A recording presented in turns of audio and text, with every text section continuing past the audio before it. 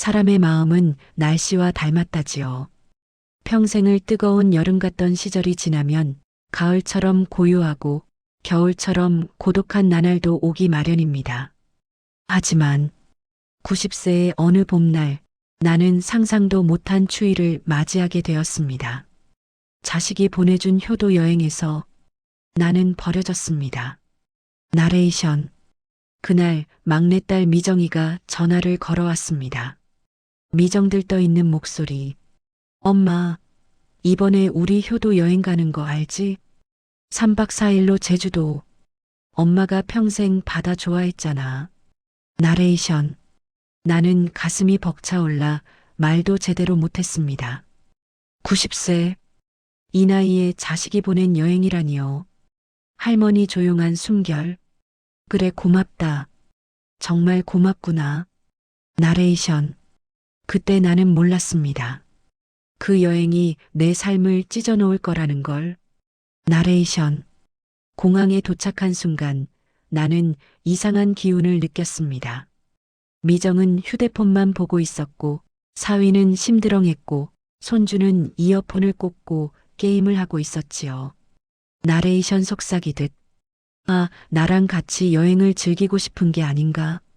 할머니는 활짝 웃어보려 했지만 그 미소에 대답하는 얼굴은 없었습니다. 제주 공항의 바람, 지나가는 관광객들의 웃음, 햇살에 반짝이던 바다. 나레이션. 나는 잠시 정말 행복해질 줄 알았습니다. 미정. 엄마, 우리 먼저 렌터카 찾으러 갈게요. 엄마는 천천히 오세요. 나레이션. 천천히 오라는 말. 그 속뜻을 나는 알지 못했습니다. 여행 첫날 오후. 제주도 동쪽 작은 관광센터. 나레이션. 미정이가 말했습니다. 미정 조금 급한 목소리. 엄마, 우리 잠깐 카페 갔다가 올게. 여기 앉아서 쉬고 있어요.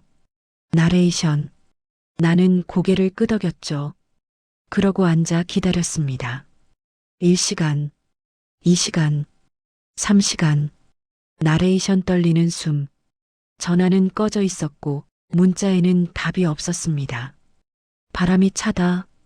관광센터 직원. 어머님, 아직도 안 오셨어요? 가족분들 어디 계세요? 나레이션. 가족이 날 버렸습니다. 나레이션. 해가 지자 제주 바람은 살을 파고들 만큼 차가웠습니다. 할머니의 목소리 흔들림. 내가 뭘 잘못했을까? 왜 이러는 걸까? 나레이션. 90년을 살면서 가장 괴로운 순간이었습니다. 세상에 혼자라는 것보다 더 무서운 건 가족에게 버림받았다는 사실이니까요.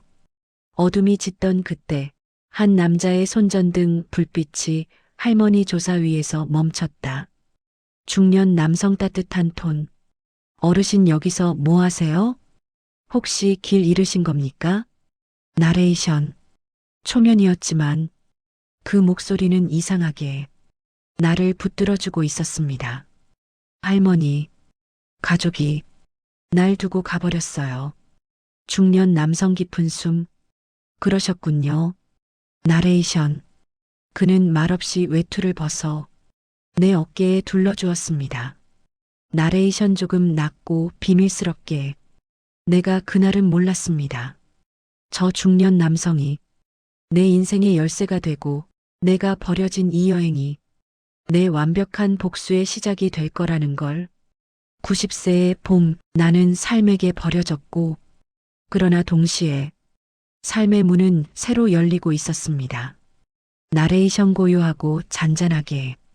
밤새 제주바람은 세차게 불었습니다. 그러나 나는 추위로 떨지 않았습니다. 중년 남성, 이름도 모르는 그는 자신의 외투를 벗어 내 어깨에 덮어주었고 나는 오래된 코트 속에서 사람의 온기를 느꼈습니다. 90년을 살며 그렇게 따뜻하게 느껴본 순간이 또 있었나 생각해 봤습니다. 중년 남성, 어르신, 조금만 더 걸으실 수 있겠어요? 근처 지인이 하는 작은 민박이 있어요. 거기까지 모셔다 드릴게요. 할머니 조심스러운 목소리. 이 늦은 시간에 미안해서 어쩌나. 중년 남성. 미안해하실 필요 없어요. 그럴 상황이 아니잖아요. 나레이션. 그 말은 내 마음에 오래 묵었던 돌덩이를 슬며시 치워주는 듯 했습니다. 문이 열리고 아담한 방에 따뜻한 조명이 켜진다. 민박 주인 아줌마 목소리. 아이고 어르신, 웬일로 이런 늦은 시간에. 그래요, 들어오세요. 몸부터 녹이셔야죠. 나레이션. 민박집 해솔집은 오래된 나무 냄새가 났고 그 속에서 마음이 풀어지는 기분이 들었습니다. 이름도 몰랐던 그 중년 남성이 그제야 자기 이름을 말했습니다. 중년 남성 부드럽게. 저는 장도영입니다. 제주에서 사진 작업하며 사는 사람입니다. 할머니. 그래, 도영 씨. 정말 고맙네. 나레이션. 그 한마디를 하는데 얼마나 걸렸는지 모릅니다. 도움을 받아본 적이 오래전부터 없었으니까요. 민박의 작은 창가, 바다 앞에 드문 새벽빛, 나레이션 내면 독백처럼. 왜 나를 버린 걸까? 막내딸 미정이는 어릴 때 그렇게 내 손을 붙잡고 울었는데, 엄마, 절대 안 놓을게. 그 말을 했던 애인데, 사람 마음이 이렇게 바뀌는 걸까? 아니면 내가 뭔가 잘못한 걸까? 눈물이 떨어진다. 나레이션. 나는 그것이 단순한 실수가 아니란 걸 어렴풋이 느끼고 있었다. 다음 날 아침. 도영? 할머니, 연락 혹시 오셨나요? 자녀분들한테. 할머니 고개를 흔들며. 아니, 연락 절대 안 올 거야. 도영? 혹시 집에도 돌아가시기 어려운 상황이신가요? 나레이션. 나는 그 질문에 쉽게 답하지 못했습니다. 왜냐하면 내가 가진 작은 비밀이 있었기 때문입니다. 할머니 천천히. 내가 집을 남겨줬지 뭐냐? 자식들한테. 도영? 집을요? 할머니. 그땐 그게 애들한테 좋은 줄 알았지. 나레이션 담담하게. 자식들을 생각해. 서울에 집을 미리 넘겨준 것. 그 결정이 내 발목을 잡기 시작한 건 그때부터였다. 도영의 표정은 복잡해진다. 도영? 그래서 버리신 건가? 할머니. 그런가 보더라. 민박집 아침 식사. 뜨끈한 미역국과 갓 지은 밥 냄새. 민박 주인. 어르신, 어제 놀랐죠? 바람이 또 많이 불었어요. 할머니 고개 숙이며. 고마워요. 이렇게 챙겨주시고. 나레이션. 나는 문득 이 집 사람들에게서 가족보다 더 따뜻한 온기를 느낀다는 사실에 입술이 떨렸습니다. 도영, 어르신, 오늘은 제가 일 있는 김에 같이 나오시죠. 할머니도 좀 받아보셔야죠. 할머니, 그래. 바다는 보기만 해도 눈물이 나려 한다. 푸른 바람이 일렁인다. 파도 소리. 나레이션 천천히 감정 깊게. 나는 바다 앞에 서자 참았던 감정이 터져 나왔습니다. 할머니, 평생 애들만 바라보고 살았는데 눈물이 흐른다. 할머니, 내가 뭘 그렇게 잘못 살아온 걸까? 도영은 말없이 곁에서 바람을 막아준다. 도영, 어르신, 잘못 사신 게 아니에요. 사람이 다 바르게 사는 건 아니니까요. 나레이션. 그 말은 두 눈을 감고 바다를 삼키게 하는 듯 깊게 스며들었습니다. 그날 밤. 나레이션. 나는 민박 침대에서 보내지 않은 문자들을 천천히 바라봤습니다. 엄마 잠깐만 기다려. 엄마 금방 올게. 엄마 쉬고 계세요. 나레이션 씁쓸하게. 그 문자들은 사람의 마음을 속이기엔 너무 쉽게 남아 있었다. 할머니, 도영 씨, 도영, 네 어르신. 할머니, 나 서울 안 돌아갈란다. 도영? 왜요? 할머니, 거기엔 날 기다리는 사람이 없다. 도영은 오래 생각한 듯 조심스레 말을 꺼낸다. 도영, 어르신, 원하신다면 한동안 여기 계세요. 제가 사진 작업하는 곳도 있고 해솔집 주인도 어르신 좋아하니까. 할머니 놀란 듯. 아이고, 내가 이 나이에 남의 집 들락날락하면 민폐지. 민박 주인 웃음. 할머니 무슨 소리예요? 우리 집은 노인분들 좋아해요. 여기 계세요. 마음 추스르실 때까진. 나레이션. 나는 말없이 눈을 감았습니다. 그리고 깨달았습니다. 아, 아직 세상이 모두 등을 돌린 건 아니구나. 나는 다시는 이용당하지 않겠다. 밤바다를 바라보는 할머니. 나레이션 조용하지만 단단하게. 나는 여전히 아팠습니다. 그러나 분명해진 것이 하나 있었습니다. 할머니 느리지만 확고하게. 다시는 당하지 말아야지. 나레이션. 그 순간이 내 복수의 시작이었다는 걸 그땐 몰랐습니다. 아니, 어쩌면 알았을지도 모르겠습니다. 나레이션. 그날 새벽 나는 마음속에서 작게 일어나는 어떤 울림을 들었습니다. 이젠 내가 나를 지킨다. 그리고 그 다짐은 곧 거대한 계획으로 변할 테지요. 버려진 제주도에서 나의 인생은 조용히 다시 시작되고 있었습니다. 나레이션 잔잔하지만 긴장감을 품고 제주에 머문 지 열흘째 되는 날이었습니다. 아침 바람은 여전히 차갑고 바다는 늘 그렇듯 묵묵했지만 어딘가 이상했습니다. 해솔집 주인, 할머니, 오늘 아침부터 낯선 사람들이 동네를 어슬렁거리더라고요. 이상하지 않아요? 도영 굳은 표정.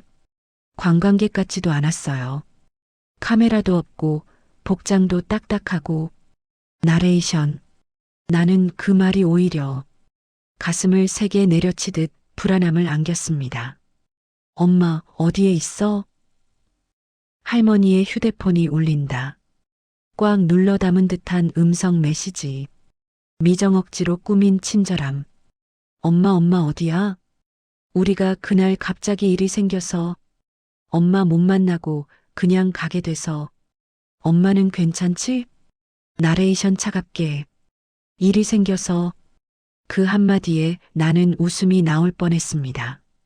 할머니 나지막하게. 이제 와서 찾네. 불과 30분 뒤 미정의 두 번째 메시지. 미정 급한 숨, 떨리는 말투. 엄마, 집 문제 있잖아. 서류가 하나 필요해서 엄마가 잠깐 서울을 와줘야 하는데. 나레이션 씁쓸한 웃음. 아, 그렇지. 역시 그거였지. 할머니의 속마음. 내 건강이 걱정돼서가 아니야. 내 마음이 궁금해서도 아니고 내가 남겨준 집 때문에. 그걸 완전히 본인 앞으로 돌릴 수 없으니까. 기억이 떠오른다. 미정의 남편이 며칠 전 했던 말. 사위 작은 목소리. 에미님 명의만 완전히 옮기면 되는데. 근데 아직 한 서류가 남았어. 그걸 에미님한테 받아야 한대. 그 말이 이 제주 바람 속에서 다시 울리는 것 같았다. 밤, 해솔집 마루. 할머니 조심스럽게. 도영 씨, 사실 내가 제주에 내려온 이유가 단순히 버려져서가 아니네. 도영 천천히 고개 들어. 듣고 싶어요. 말해주세요. 나레이션 긴 시간 회상하는 어투. 나는 자식들에게 집을 넘겨주던 그날을 기억해냈습니다. 여름날 서울의 낡은 아파트. 거실에서 들리던 미정의 말. 미정, 엄마 요즘 다 이렇게 해. 엄마 나이 되면 혹시라도 사고라도 나면 엄마 이름으로 된 집 때문에 서류가 복잡해져. 할머니, 그래 그런가. 너희가 산다는데 그래라. 나레이션. 그 말은 지금 생각하면 참 어리석었지요. 그리고 그 집에서 나는 점점 밀려났습니다. 생활비? 그런 건 점점 줄어들었고, 마지막엔 제 발로 집을 나서게 했어요. 도영 입술을 깨물며. 그래서 버린 거군요. 할머니 고개 숙이며. 그래, 필요 없어졌거든. 도영, 어르신, 그런 사람들한테 왜 계속 마음을 주려고 했어요?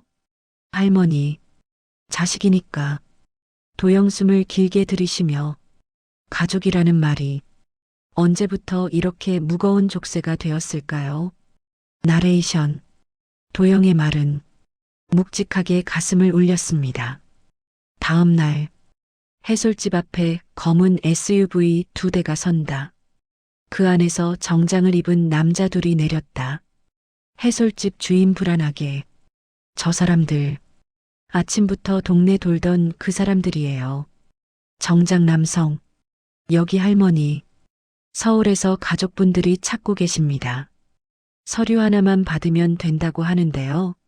나레이션 속삭이는 긴장. 그 말에 나는 갑자기 심장이 덜컥 내려앉는 듯 했습니다. 할머니 차갑게. 왜 날 찾아? 정장 남성. 그게 따님분께서 많이 걱정하셔서요. 나레이션 웃음 없이. 걱정?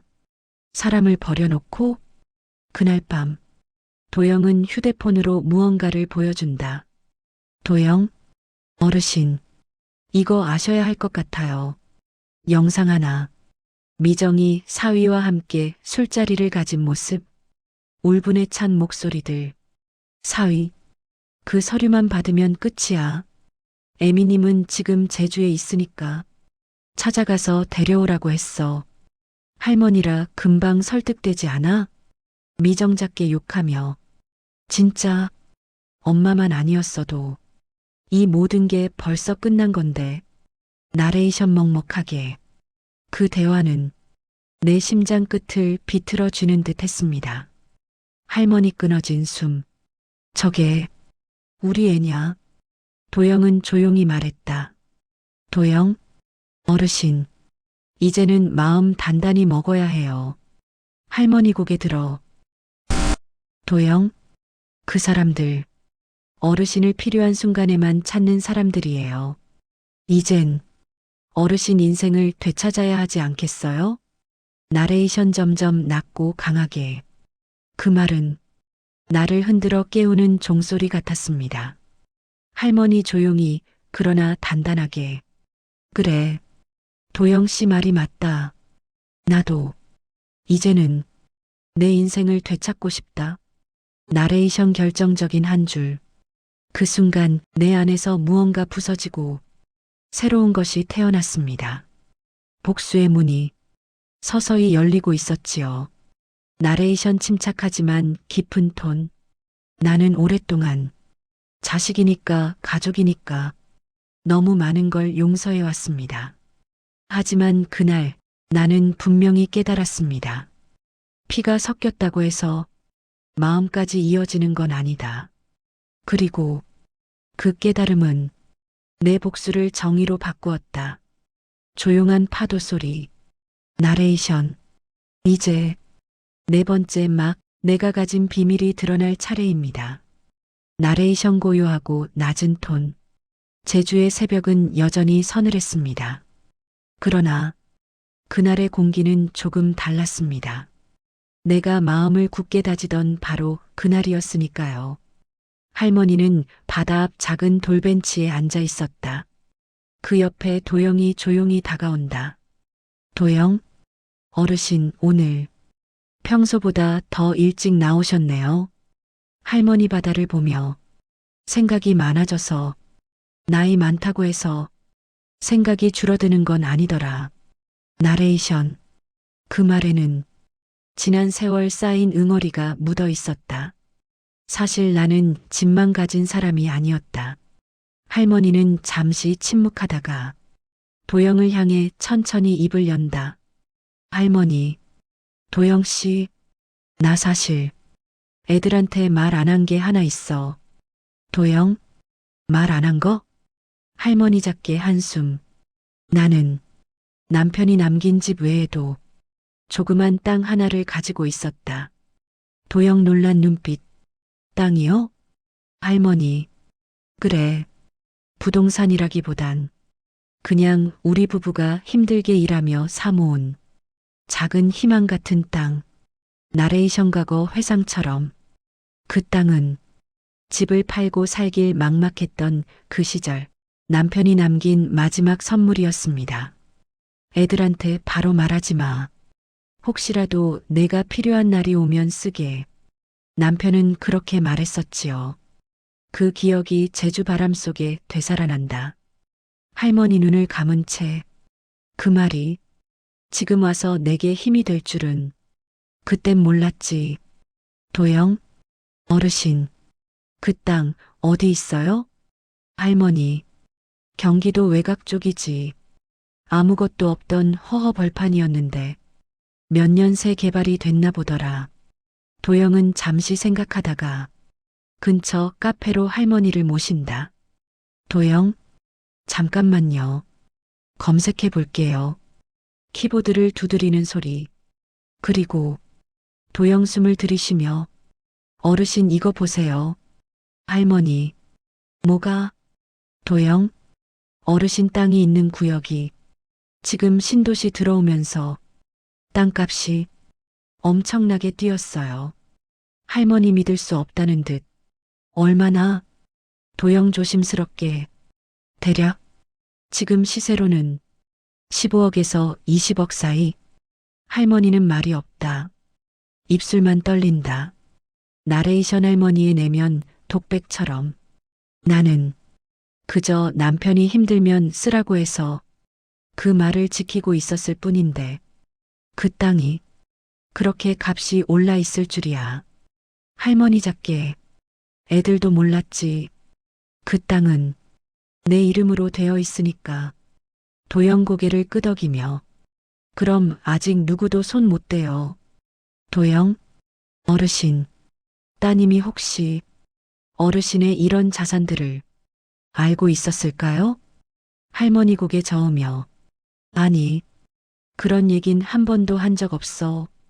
도영 낮고 거친 목소리. 그럼 아마 집 때문만으로도 충분했다고 생각했겠네요. 나레이션. 도영의 말이 가슴을 다시 아프게 했다. 할머니 씁쓸하게. 다 내 잘못이라 생각했어. 애들 고생시키기 싫어서 내가 먼저 주자고 했던 게 그게 다 화가 됐네. 도영, 어르신. 잘못한 건 어르신이 아니라 그걸 이용한 사람들이에요. 이제는 내가 움직일 차례다. 해솔집 주인이 차를 내온다. 해솔집 주인. 어르신, 마음 좀 괜찮으세요? 할머니 미소 지어 보이며 괜찮아졌어. 이제 해야 할 일이 생겼거든. 해솔집 주인. 일이요? 할머니. 그래. 이제는 내가 나를 지켜야지. 나레이션 단단한 음성. 그 말은 그동안의 상처가 단단한 결심으로 바뀌고 있다는 증거였다. 자식들이 가장 원한 것부터 막는다. 도영, 어르신. 일단 따님이 원하는 서류부터 철벽으로 막으셔야 해요. 할머니, 그 서류가 뭐였더라? 도영, 어르신이 감정적으로 넘겨준 집을 법적으로 완전히 증여 확정시키는 문서예요. 그게 완료되면 어르신은 그 집에서 법적 소유권도 영향력도 완전히 사라져요. 할머니 단호하게. 그건 죽어도 못해. 도영, 맞아요. 그게 첫 번째 계획이에요. 나레이션. 나는 크게 숨을 들이마셨다. 그동안 그들이 원했던 삶이 무엇이었는지 이제야 확실히 보였다. 내 자산을 내가 지킨다. 할머니, 그 땅, 나는 어떻게 하면 좋을까? 도영, 그 땅은 절대 팔지 마세요. 그리고 법적으로 보호받을 수 있게 제3자에게 위탁 관리하거나 신탁으로 묶어두는 방법도 있어요. 할머니, 신탁? 도영? 어르신 같은 분들이 자산을 안전하게 지키는 방법 중 하나예요. 자식들 몰래 말이에요. 나레이션. 나는 내 인생에서 처음으로 내 재산을 지키는 법을 배웠다. 할머니 믿게. 그래. 그렇게 하자. 이젠 내가 지킬 거야. 내가 잘 살아야 복수가 완성된다. 도영, 어르신, 복수라고 해서 힘들게 살라는 뜻은 아니에요. 할머니, 도영, 어르신이 잘 사는 게 가장 강한 복수예요. 버린 사람에게 돌아가서 나 잘 지냈다라고 말할 수 있는 것. 나레이션. 그 말은 내 가슴속 깊이 파고들었다. 할머니 천천히 고개 끄덕이며 그래, 이제부터라도 내가 하고 싶은 거 하고 내가 나답게 살아봐야겠구나. 그날 밤 제주 바람이 창문을 두드린다. 할머니 스스로에게 미정아, 이제는 내가 너희에게 기대지 않을 거다. 그동안 미안했지만 이제 나는 나를 위해 살란다. 나레이션 차분하지만 강하게. 말이 끝나자 이상하게도 눈물이 나지 않았다. 그저 마음이 가벼워졌다. 도망이 아닌 선택으로 남는 제주. 해솔집 앞 작은 마당. 할머니는 지팡이를 짚고 천천히 바다를 바라본다. 나레이션. 이제 내가 제주에 남기로 한 건 도망이 아니었다. 버림받아서도 아니었다. 내가 선택한 삶이었고 내가 지켜낼 미래였다. 바람이 조용히 스쳐 지나간다. 나레이션. 그리고 그 선택은 곧 거대한 복수의 시작이 될 것이다. 그날 밤 조용했던 산장에는 벽난로 타는 소리만이 가늘게 울리고 있었습니다. 창밖에는 초겨울 눈이 촉촉히 내려앉아 세상을 희미하게 가리고 있었고 그 아래에서 한 할머니는 천천히 오랫동안 가슴속에 묻어두었던 이야기를 풀어놓기 시작했습니다. 이 이야기는 누구에게 들려주기 위한 것도 누군가에게 이해를 구하기 위한 것도 아니었습니다. 그저 이제는 말해야 할 때가 되었기 때문입니다. 말하지 않으면 그녀의 지난 90년 삶이 너무 쓸쓸하게 끝나버릴 것만 같았기 때문이었습니다. 다음 날 아침 산장은 밤새 내린 눈으로 하얗게 덮여 있었다. 마치 세상이 새하얗게 리셋된 것처럼 모든 소음이 사라지고 모든 흔적이 지워진 듯한 풍경이었다. 그러나 그 고요의 시작 아래 할머니의 복수는 이미 움직이기 시작하고 있었다.